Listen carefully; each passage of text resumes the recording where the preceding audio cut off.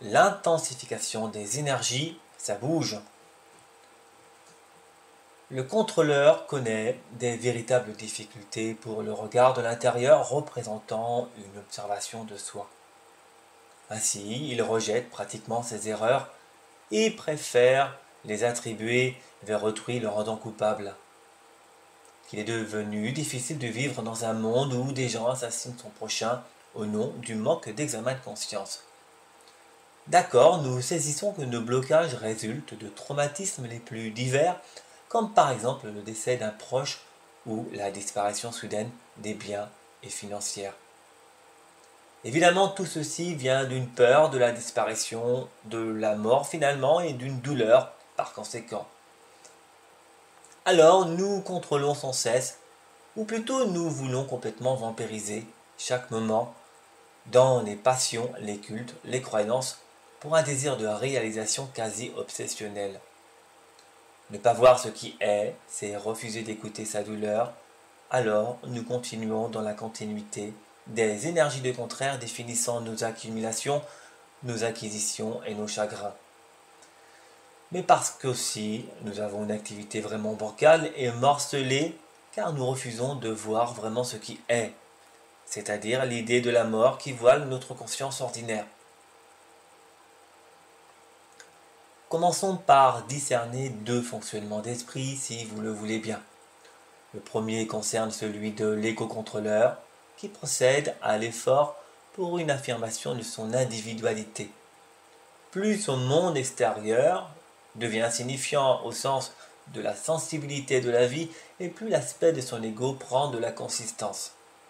Ainsi, il détruit sur son passage car sa vision du monde extérieur est typiquement apparente et vouée à la consommation. Évidemment, il a peur de la mort car il ne conçoit pas d'autre vie au-delà de cette croyance. Donc, il crée des résistances face à la vie qu'il devra travailler par la suite pour son évolution spirituelle. Plus il sera ouvert, les énergies de contraire se dérouleront telles une tornade de pensée pour une véritable percée de la conscience en un supramental. On a tendance à souffrir beaucoup plus par le consentement à l'ouverture spirituelle. Nous vivons une intensification des énergies de contraire, constituant nos croyances et nos peurs. Toutes nos phobies et nos désirs de réalisation d'attachement s'accélèrent incroyablement. Par malheur, un sujet fermé aux énergies connaît un agrandissement de ses souffrances psychologiques, ajoutant des névroses ou pire des états psychotiques aggravants. Oui, dans un futur proche, beaucoup de maladies mentales feront leur apparition car ils sont dans le conflit et la négation de ce qui est.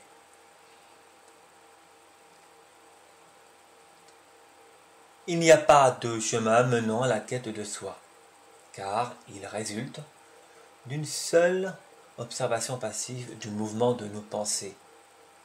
La vie et la mort cheminent ensemble, car elles ne font qu'une indubitablement.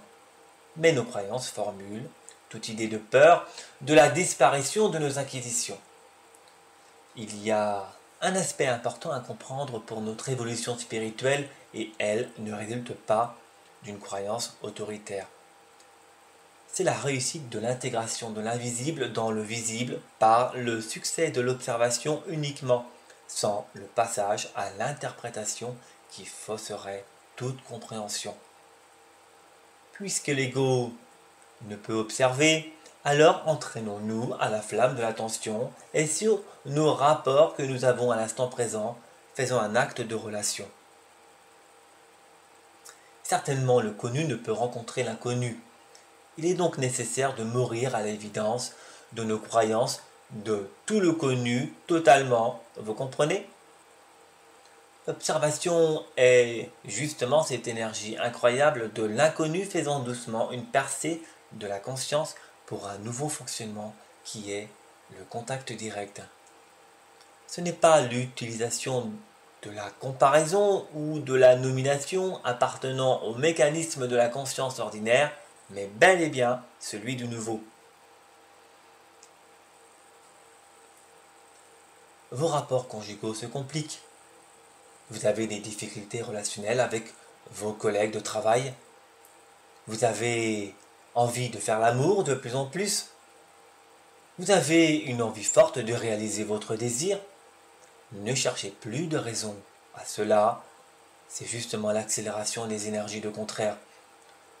Vous ne comprenez pas pourquoi beaucoup de souvenirs d'enfance surgissent spontanément alors que vous les avez refoulés, sublimés ou dépassés en passant par des stimulations les plus variées. La raison évidente est une intensification des mouvements de pensée liés à votre mémoire cellulaire. Vous avez l'impression d'être pris dans une tornade où il n'y a pas d'issue. Oui, c'est bien cela. C'est un courant d'idées en continu accélérant son mouvement sans cesse à cause de l'alimentation des nouvelles énergies. Votre inconscient travaille plus que jamais face à la nouvelle réalité intégrant vos mémoires cellulaires. Mais il y a un hic. Et il concerne nos résistances pures et simples au réel, à l'impondérable et à l'implicite, provoquant le chagrin et la crainte de l'échec.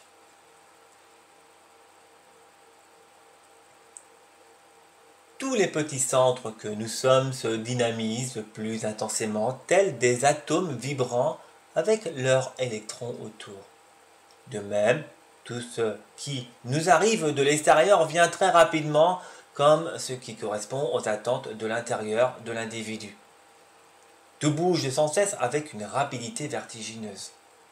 Nous sommes animés de l'énergie de l'amour, ni plus ni moins, formant le centre de l'atome pour une bonne cohésion de l'ensemble. Mais cette belle énergie vibre encore plus pour un besoin de s'unir, de faire l'amour, de créer de la vie. L'homme, ce petit centre, a-t-il finalement conscience de tout l'amour en lui, de ce qu'il crée, quand il a évidemment une soif de devenir, quand il est vraiment ambitieux, alors le rapport que nous avons avec la matière s'accélère car nous sommes tous divins et co-créateurs de la vie. Mais l'enveloppe nous entourant, tel un film fin et transparent, nous voile la réalité du fait que tout est conscience, vie et amour. Ce film extra fin concerne justement notre corps ombral, celui qui fait de l'ombre car il est toutefois devenu lourd en raison de l'accumulation et de l'acquisition de mémoire. Si nous prenons une forme imagée, nous sommes identiques au connu, mais celui-ci bouge et s'anime avec autant de vivacité qu'auparavant en raison des nouvelles énergies. Notre inconscient remonte à la surface comme pour une respiration à la vie, au réel, car il ne peut plus rester endormi. Il faut qu'il se réveille par une bonne bouffée d'air, d'impondérable, d'implicite. Tandis que celui qui demeure au centre véritable de tout ce tumulte et de ce bruit tintamarre connaît une immobilité vraie, ayant compris sa nature essentielle. Est-ce que la continuité accélère son rythme effréné? Oui, à cause de la mémoire qui veut renouveler l'expérience par un titillement à l'ancien cerveau. Il y a une dure matérialité et une continuité de désir de réalisation accompagnée de la peur de l'échec. Si nous ne sortons pas du bocal, les énergies de contraire vont s'intensifier au gré du nouveau rayonnement venant du grand soleil central. Ceci explique l'apparition de névroses et de maladies de toutes sortes. Les gens s'énervent beaucoup plus, se séparant de leur nature d'âme à cause de la contradiction. La colère résulte de l'ignorance. Est-ce l'avènement de l'apocalypse des cerveaux? Il y a une certitude que les deux fonctionnements vont suivre deux trajectoires quasi différentes et bien distinctes. L'ancien fonctionnement, basé sur l'interprétation relative, vivra son rythme de vie de manière plus accélérée, tandis que l'autre aura l'opportunité à saisir le contact vrai, dans une vibration réelle et implicite, différente de la comparaison.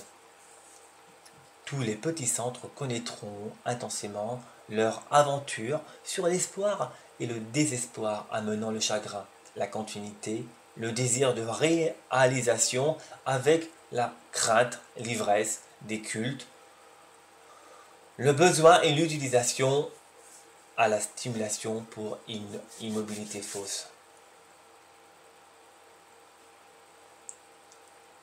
Nos émotions changent de rythme et s'aiguisent de jour en jour, avec comme tendance le besoin impératif et de son utilisation, alors que nous avons la possibilité de travailler tout cela par l'observation passive de ce mouvement, sujet à des contrariétés les plus diverses.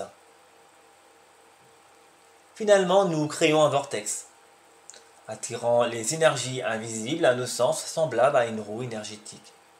Réfléchissez un instant sur le mot vortex, car il développe à lui seul une ouverture à l'impondérable pour une assimilation et finalement une intégration de l'inconnu. C'est véritablement une porte énergétique nous offrant l'opportunité du voyage temporel. Les trous de verre signalés par la science sont justement créés par la conscience et selon son degré d'ouverture. Ainsi, le travail de nos résistances à la vie réelle forme ces vortex pour une incroyable fusion entre l'invisible et le visible, tel est notre but. Le mieux est d'arrêter de manger de la viande au risque de perturber ou de perdurer dans une chaîne karmique d'action et de réaction à cause de l'émotion que nous avalons aussi. Oui, l'animal a évidemment une âme et éprouve de l'émotion tout comme nous. Il fait partie de la première formation de l'individualité de conscience après le règne du végétal caractérisant l'instinct. Si l'on pouvait prendre une forme imagée, cela serait enfin un végétal pouvant se mouvoir librement grâce à l'évolution de conscience. À cause de l'accélération des énergies contraires, et si vous préférez manger de la viande, vous bloquerez certainement sur la chaîne continue de la cause et de l'effet par l'émotion. Sachez simplement que nos cellules doivent vibrer au même diapason du nouveau rayonnement venant du grand soleil central et que si physiquement nous recommençons l'expérience de la consommation animale, nous formons un antagonisme au réel. L'émotion est une contradiction et jette l'ombre pour le nouveau fonctionnement car elle figure dans l'ancien, c'est-à-dire la mémoire, le passé.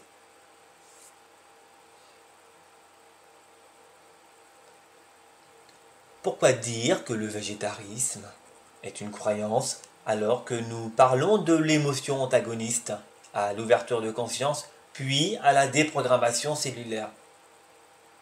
Le végétal a bien sûr une sensibilité, mais l'émotion concerne le plan de nos amis les animaux. Préparez-vous mes amis, ça bouge énormément, tant sur l'émotion que sur la vraie recherche de soi. Il va devenir de plus en plus difficile de faire le choix de la lumière puisque les vents entraînants deviennent aussi très violents. Le véritable abri est le soi, divin, mais en raison des courants des énergies contraires, c'est une mission hardie. Le pire est le refus de la solitude pour compenser sur des stimulations. Vous allez vite vous apercevoir qu'à cause du refus de ce silence et de l'utilisation, par conséquent à des ivresses rendant des immobilités mortes, le chagrin est plus pressant et pesant.